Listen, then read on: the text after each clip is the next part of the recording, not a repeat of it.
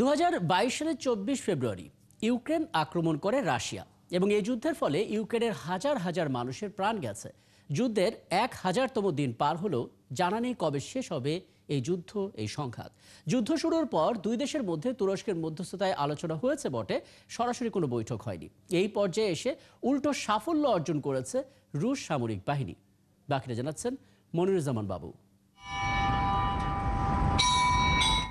Russia Ukraine যুদ্ধ শুরুর পর থেকে ইউক্রেনের জনসংখ্যা 1/4 কমে গেছে। 60 লাখ মানুষ শরণার্থী হিসেবে বিদেশে আশ্রয় নিয়েছে এবং হাজার হাজার মানুষ নিহত হয়েছেন।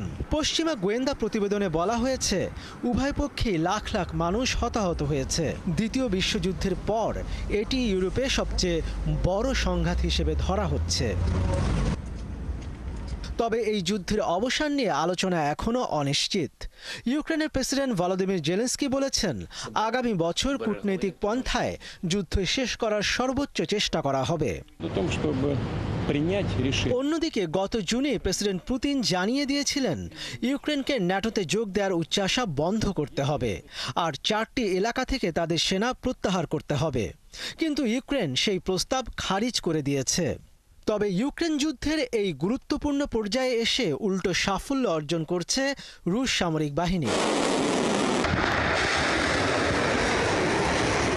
Institute for the study of ওয়ারের তথ্য উপাত্ত থেকে দেখা যাচ্ছে 2023 সালে ইউক্রেনের যে পরিমাণ ভূমি রাশিয়া দখল করেছিল তার চেয়ে অন্তত 6 গুণ বেশি ভূমি চলতি বছরে তারা নিয়ন্ত্রণে নিয়েছে। তারা এখন ইউক্রেনের পূর্বাঞ্চলীয় দনবাস এলাকায় দেশটির রসদ সরবরাহের গুরুত্বপূর্ণ স্থাপনার দিকে এগিয়ে যাচ্ছে। অন্যদিকে রাশিয়ার কুরস্ক অঞ্চলে ইউক্রেন যে অনুপ্রবেশ ঘটিয়েছিল সেটি এখন নড়বড়ে হয়ে যাচ্ছে। বিশ্লেষকরা কিয়েভের ওই আক্রমণকে কৌশলগত বিপর্যয় উল্লেখ করে বলেছেন, এর ফলে ইউক্রেন এখন লোকবল সংকটের মুখে পড়েছে। তবে বিবিসির এক প্রতিবেদনে বলা হয়েছে 2022 সালে যুদ্ধ শুরুর পর রাশিয়ার কমপক্ষে 78,329 জন সৈন্য মারা গেছে। ওদিকে রাশিয়ার অগ্রগতি সত্ত্বেও কিছু বিশ্লেষক মনে করেন অভিযানের গতি খুবই ধীর।